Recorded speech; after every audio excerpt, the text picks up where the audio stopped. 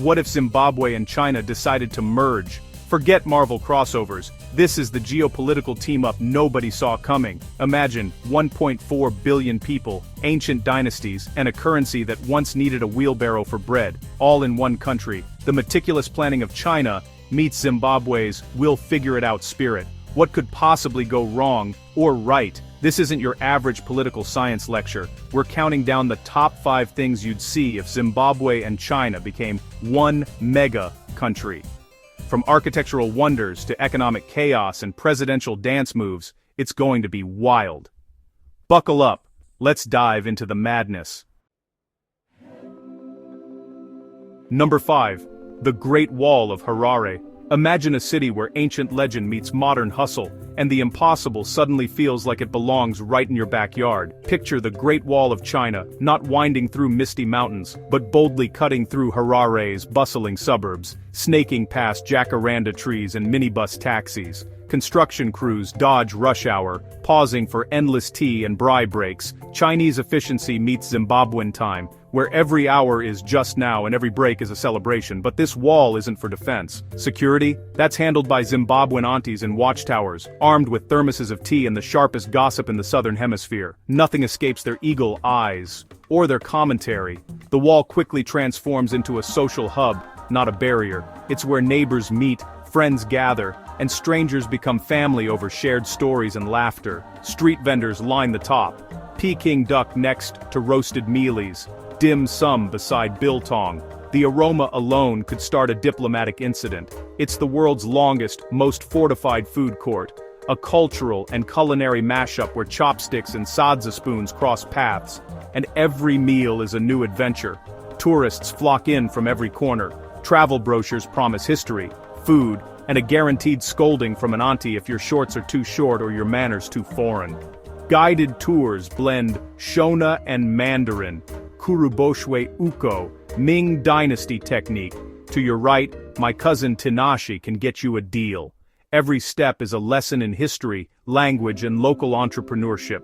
Chinese guards learn the slow, knowing head nod from local uncles.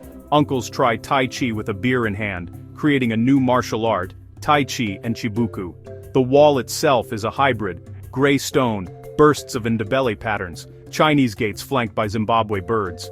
It's Instagram gold, a living canvas of two cultures colliding and collaborating. Of course, it's never finished, always under construction, with a coming soon sign that really means maybe next century. The wall grows, brick by brick, rumor by rumor. The informal economy thrives. I climbed the Great Wall of Harare t-shirts sell before the first brick is even laid, and everyone's cousin claims to know a guy who can get you a discount. The wall isn't about defense, it's a statement. We've merged, we have no idea what we're doing, but isn't it fun to watch? It's a living monument to improvisation and joy. The greatest show on earth, built one anti-guarded brick at a time, where every day is a festival and every brick tells a story. Number 4. Kung Fu Mbira dance-offs. This is where two worlds collide in the most unexpected, electrifying way. Picture this, Shaolin monks in their iconic orange robes, standing tall and focused, ready to unleash martial arts precision, facing off against Zimbabwean Mbira, masters draped in vibrant, patterned fabrics, their fingers already twitching with anticipation. The monks move with a blend of grace and raw power, every motion calculated and sharp. The Mbira players, meanwhile, fill the air with hypnotic, cascading rhythms that seem to make the ground itself sway. The battle begins, a monk's perfect high-flying kick versus a go-go's joyful, infectious shuffle. It's tradition versus improvisation, discipline versus pure groove. The crowd roars for the go-go, swept up by her energy and the way she makes everyone want to move. Then, the real magic happens. Fusion. A young monk, determined to keep up, tries to blend kung fu with Mbira beats. His hips start swaying, his discipline cracks, and suddenly, he's grooving, laughter breaking out all around. Not to be outdone, a Mbira player attempts a handstand while playing with his toes. Sure, the music suffers a bit, but creativity and fun take center stage. The judges? A hilarious mix. Stern Chinese officials, faces unreadable, and Zimbabwean uncles with beers in hand, already debating who's got the best moves. Precision gets points, but here, vibe is everything. The crowd's energy is the real scorekeeper. The final round? A wild, chaotic group routine where everyone joins in: monks, musicians, dancers, and even the audience. Monks try to teach meditation, but the dancers can't stand still. Choreography dissolves into joyful mayhem, and nobody wants it to end. There's no clear winner. Everyone ends up at a massive braai, sharing food, stories, and laughter under the stars. Monks try Sadza with chopsticks. Mbira players roast marshmallows on their staffs, and cultures blend over the fire. The golden Mbira trophy sits forgotten on a table, a silent witness to the night's madness. The real prize? The beautiful, confusing, joyful chaos that brought everyone together, if only for one unforgettable night. In the end, anyone who survives the confusion, the laughter, and the music is a winner in their own right. Sometimes the most powerful force isn't a punch or a kick, but a rhythm that gets everyone dancing and keeps them coming back for more. Number 3. The new currency, the yuan dollar bond note. Not just the yuan, not just the US dollar, not just the bond note, it's all of them, mashed together in a single bewildering system that makes monopoly money look straightforward. Imagine opening your wallet and finding a global summit of currencies, each one arguing for dominance, none of them actually winning. It's a glorious, confusing mashup. Every transaction is a puzzle, every purchase a gamble. To buy bread, you need a mathematician for exchange rates, a spreadsheet for tracking values, and a crystal ball to predict tomorrow's worth. You'll want a historian for the faces on the notes, because some of them are from countries that don't even exist anymore. And a therapist for the stress, because just figuring out what to pay can trigger an existential crisis. The cashier has a supercomputer, 3 calculators, and a nervous twitch from years of mental arithmetic. There's an abacus on standby, and still, the final price is a guess. Wallets are obsolete, replaced by bulging bags and color-coded folders. You need a suitcase with compartments for each currency, one for yuan, one for dollars, one for bond notes, and a secret pocket for emergency barter items, and maybe a lucky cricket for barter, just in case the official money runs out or changes value mid-transaction. Tourists get a 500-page manual at the airport. Welcome to Zimbabwe. Chapter 1, the yen. Chapter 2, how to survive the exchange rate. Most give up and use credit cards, hoping for simplicity, only to find the fee is a live chicken and a promise to name their child Emerson. Yes, even your family tree gets involved in the transaction. The Minister of Finance explains. The bond note is pegged to the yuan on Tuesdays, unless it rains, then we revert to the gold standard, but only if the gold hasn't been misplaced. But we have no gold. ATMs are a lottery, maybe yuan, maybe dusty dollars, maybe a bond note worth 2 cents, or a coupon for therapy, which you'll probably need after all this. The black market is the only efficient bank.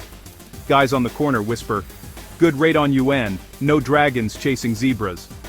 In the end, the yuan dollar bond note teaches everyone. Money is just a very confusing concept.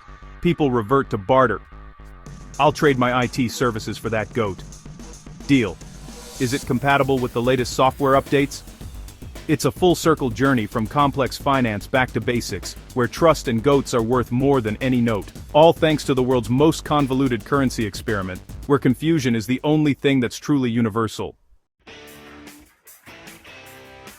Number 2. Presidential TikTok challenges. Picture Xi Jinping and Emerson Mnangagwa in matching tracksuits, attempting viral dances to win over the youth. Your For You page. Teens dancing, cats playing piano, then, bam, is Zim China official, with the presidents dropping it low. Other world leaders are shook. Emergency meetings aren't about trade, but whether they need to learn the savage dance. The content is surreal. Mnangagwa drops it low, Xi stands stiff. Captioned, dropping our new 5-year plan like, hashtags, Jamal Mugabe mashup, Ja belt and road boogie, Zim 5-year flex. They try, tell me without telling me trends G with a mountain of paperwork, Mnangagwa with a $1 trillion note. The comments are chaos. Yas. Presidents. Slay. Next to, this violates the Geneva Convention. Collaborations. Trudeau nails the dance. Putin just stares at the camera. Summits become choreography sessions, not treaty signings. Production quality is a mashup. China's 8K cameras. Zimbabwe's shaky phone footage and cousins shouting in the background. It works. While the world debates policy, the youth share memes of presidential dance fails. Got a crisis? Post a cake baking blooper. Facing criticism. Drop a dance challenge.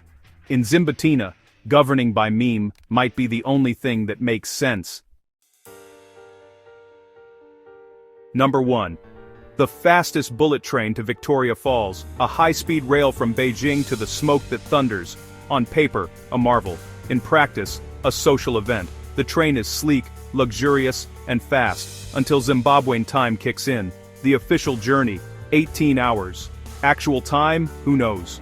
The train stops, often, not for technical reasons, but for braai breaks, tea ceremonies, and impromptu Mbira concerts. The world's fastest train becomes the most sociable local bus.